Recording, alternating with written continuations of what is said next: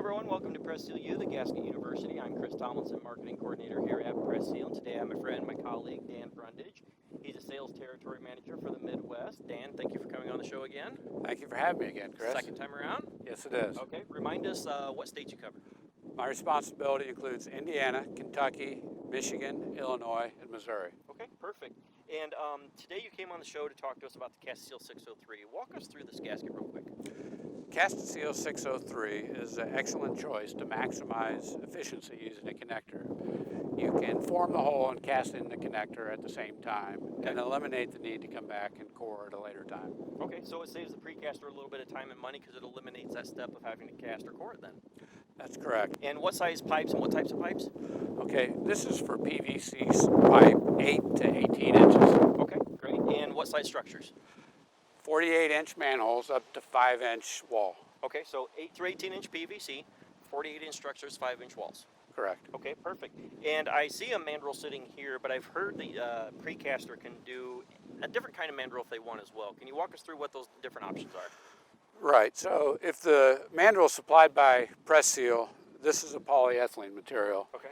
I've had customers and seen in the field commonly styrofoam, hose pipe, or a metal ring. Okay, and the styrofoam is probably one of the more popular options that most precasters use. It would be. Okay, it would be. Perfect, awesome. And I see two different size 603s sitting here. One's unfolded and one's folded. Can you walk us through why that is?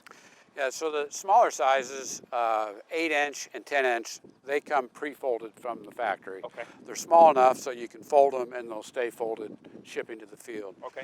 The larger diameter parts, 12, 15, and 18-inch, if we try to fold, they just won't stay folded, even if I would do it here, let alone to the field. So we ship them unfolded, and then through a folding process and installing on the mandrel, it goes into place. Okay, so installing either size is the same. It's just this one, you need to flip it while you're at the precast plant. So can you walk us through how I flip this and how I put it on that mandrel there? That's right. So with the key lock down and your red stripe facing outward, fold the top of the gasket down a third, and then double fold it down to the bottom. Okay. Then at that point, you can flip it over and you want your red line facing out and your key lock up. Okay. And then I like to place it on the mandrel at the 9 o'clock position to start. And then I run it down a little bit, bringing it in with my right hand just to get it at about the 9, and I hold it against my body or leg if you're kneeling or on the ground.